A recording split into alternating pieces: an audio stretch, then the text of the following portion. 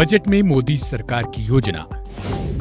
NPS वात्सल्य योजना से फायदा, आपके बच्चों को पेंशन का लाभ। आखिर कैसे उठाएं इसका फायदा। मोदी 3.0 की शुरुआत होने के साथ ही इसका पहला बजट भी आज पेश किया जा चुका है।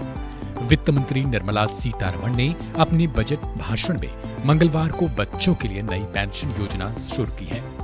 इसका नाम है एनपीएस वात्सल्य।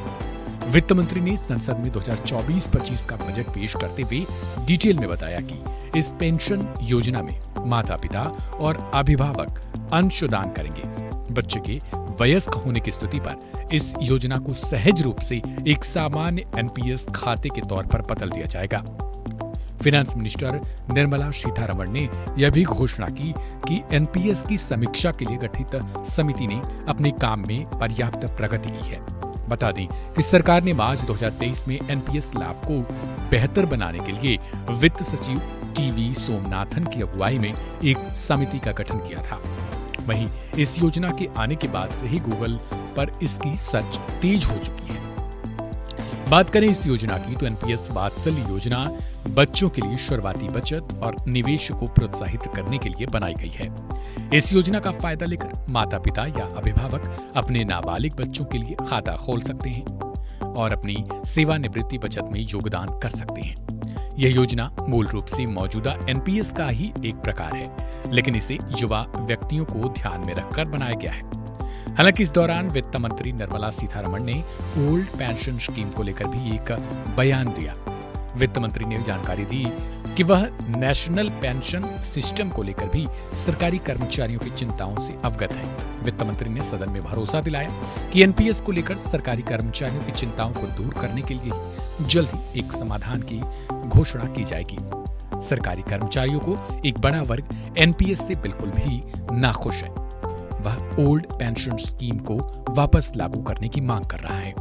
बहरहाल आने वाले समय में अब देखना यह दिलचस्प होगा कि वित्त मंत्री या फिर भारत सरकार की तरफ से क्या ओल्ड पेंशन स्कीम को भी लागू किया जाएगा या फिर ये मांग ही ठंडे बस्ते में पड़ जाएगी।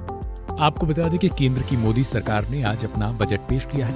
इस दौरान बिहार से लेकर आंध्र प्रदेश को विशेष पैकेज की घोषणा की गई है, जिसके बाद से ही सियासी कयासबाजी तेज हो चुकी है।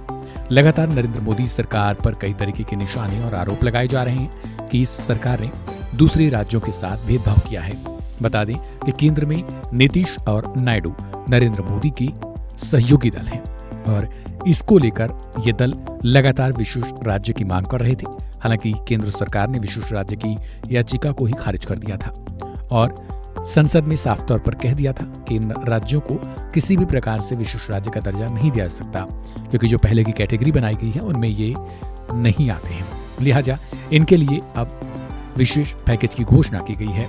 आने वाले समय में देखना दिलचस्प होगा कि एनपीएस वात्सल्य योजना के तहत कितने लोग दिलचस्पी दिखाते हैं, क्योंकि योजना के बारे में जानकारी अभी पूरी तरीके से नहीं आई है। लेकिन समय के साथ कितनी तेजी आती है और सरकार ओल्ड पेंशन स्कीम को लेकर कितनी ज्यादा जागरूक है और क्या ये वास्तव में धरातल पर उतरेगा या फिर ठंडे बस्ते में चला जाएगा। इस खबर को लेकर आप अपनी राय कमेंट बॉक्स में जरूर लिखें। ऐसे ढेर सारी खबरों को देखने के लिए चैनल को सब्सक्राइब और बेल आइकन को जरूर दबाएं।